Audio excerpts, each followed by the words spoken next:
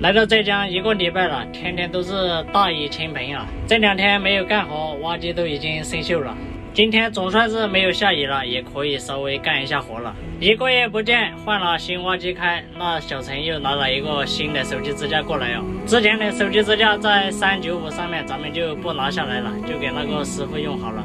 咱们先把手机支架装好，装好以后可以拍视频，有时间也可以给兄弟们直播了。很多人都好奇，平时小陈直播拍视频，手机都是放哪里的哦？就是放这个手机支架上面的哦。这个手机支架非常的好，非常的牢固，它有2个关节可以调节哦，你的手机想怎么放就怎么放。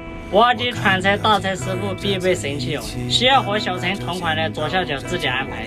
几天不干活，这个手着实有点痒啊。我回家了1个多月，咱们1标差不多就要干完了。现在我这个位置就是咱们2标，这个料机都已经建起来了。咱们上来顺便把这些石头给它推一下，顺便把路给它扫一下。等一下咱们装车也好装，师傅倒车也好倒，老板看到也舒服。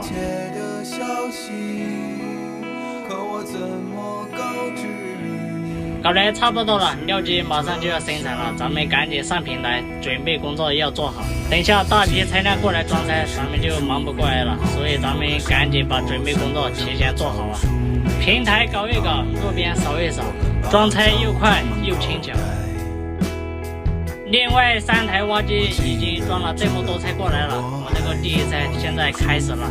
现在咱们也不往外面运了，就是装自己的车，供一下自己的料场就可以了，没有以前的那种几10个车排队的那种压力了，完全就是放松了。哦，对了，我刚来的时候，很多人都问我这个340好不好开哦。说实话，这个340因为刚过来没有几天哦，也没有上几天的班，还没有完全掌握住它的性能哦。现在干活的话，我也不怎么敢放开来干，因为速度太快，稍微下腰大臂，屁股就要抬起来哦，配重还是没有以前的重。如果是长时间开一段时间的话，应该就可以放开来干了，因为基本上的性能基本上也可以能摸透了。哎，兄弟们啊，一直期待来了就给大家开直播发视频哦，一直都能期待尽早的跟大家见上一面。可惜啊，天天下雨也没有多少活干，现在也不怎么正常。